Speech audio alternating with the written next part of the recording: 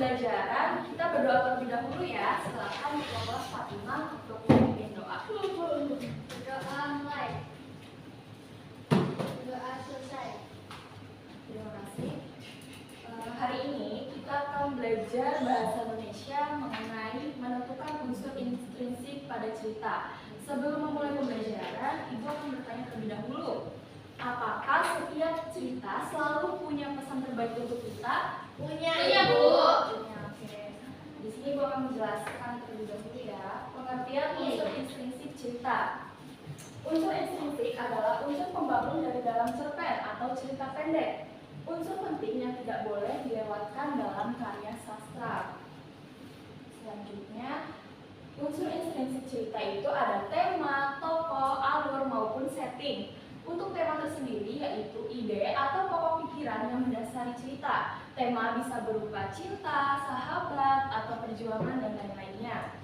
Selanjutnya itu ada tokoh. Tokoh itu karakter dalam cerita. Dan tokoh itu dibedakan menjadi 3. Yang pertama ada protagonis, antagonis, dan tritagonis.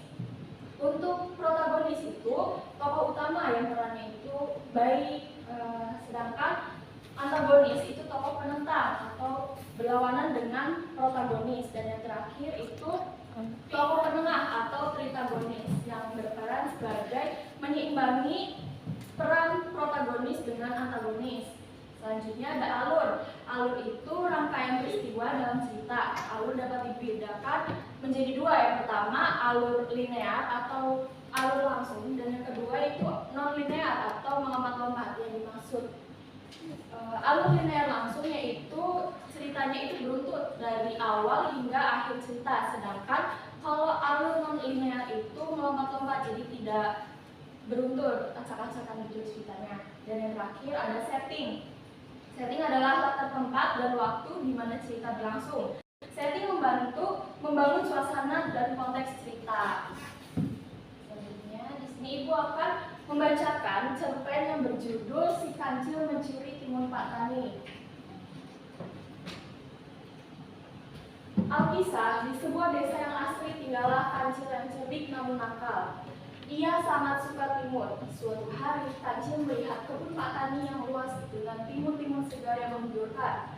Perutnya langsung keroncongan. Tanpa pikir panjang, kancil menyelinap masuk ke kebun itu. Dengan hati-hati, kancil mulai memetik timun-timun dan memakannya dengan lahap. Ia pun lupa diri saking asiknya. Tak lama kemudian, Pak Tani datang memeriksa kebunnya.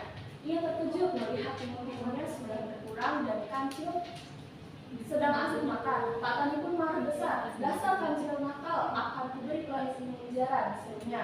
Kancil yang kaget langsung lari terbirit-birit masuk ke hutan. Meskipun perutnya kenyang, kancil menyesal karena telah membuat Pak Tani marah.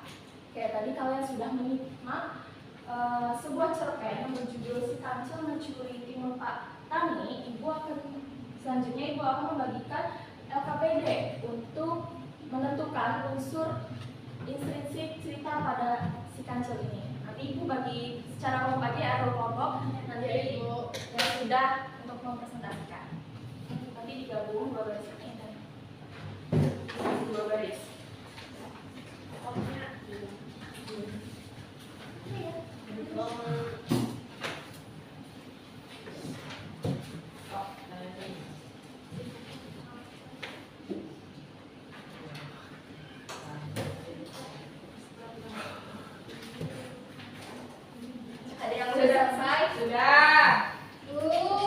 Nanti ya, tunggu kelompok sebelah belum selesai.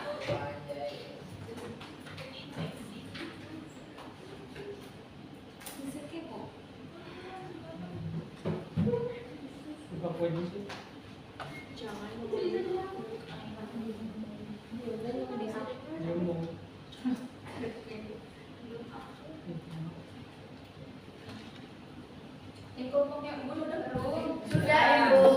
Dia mau maju katanya. Fatimah udah maju, udah selesai belum? Sudah. Oke. Kelompoknya Dea silakan maju. Bacakan hasil diskusinya ya. Kok maju lah, Bu? Gak usah. Ini satu. Jangan. unsur-unsur cerita. Tokoh kancil dan Paktani. Sifat tokoh kancil, cerdik namun nakal, suka timun, lupa diri atau penyesalan. Paktani terkejut, marah besar. Pesan moral: jangan mengambil hak milik orang lain karena perbuatan tersebut akan membawa penyesalan. Ya. Judul ceritanya ya si kancil mencuri timun Paktani. Tempat desa yang asri dan kebun Paktani yang luas. Akhir cerita, kancil yang kaget langsung lari terbirit-birit masuk ke hutan. Meskipun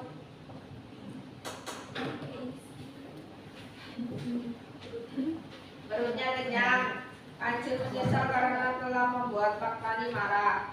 Awal cerita. Alkisah di sebuah desa yang asri tinggallah kancil yang cerdik namun nakal. Ia suka mencuri timun. Suatu hari kancil melihat kebun Paktani yang luas dengan timun-timun yang menggiurkan. Ya, terima kasih Dea. Berikan tepuk tangan Dea. Selanjutnya kelompok satu lagi, Fatimah. Bisa dibacakan. Ya. Tokohnya itu kancil, Paktani. Terus sifatnya kancil itu cerdik. Terus Paktaninya malah besar. Judul ceritanya itu si kancil menyuruh timun Paktani. Pesan moralnya, jangan mengambil hak milik orang lain karena perbuatan tersebut akan membawa penyesalan. Tempatnya desa yang asri. Terus akhir ceritanya kancil yang kaget langsung lari terbirit-birit masuk ke hutan. Awal ceritanya, di sebuah desa yang asri tinggallah kancil yang cerdik namun nakal. Oke, terima kasih Fatimah. Ibu rasa kalian sudah pada paham ya. Insyaallah. Materi menentukan unsur intrinsik cerita ini. Ya. Ibu akan menyimpulkan pembelajaran pada hari ini. Jadi unsur intrinsik itu ialah unsur pembangun dari dalam cerita pendek, unsur penting yang tidak boleh dilewatkan dalam karya sastra. Di dalam unsur intrinsik ini tadi terdapat apa saja? Tema, Alur, setting. Oke, kalian sudah pada pintar ya. Alhamdulillah. Pembelajaran hari ini kita tutup. Nanti kita lanjutkan lagi pada pertemuan selanjutnya. Oke, syuk. Silakan untuk ketua kelas untuk memimpin doa.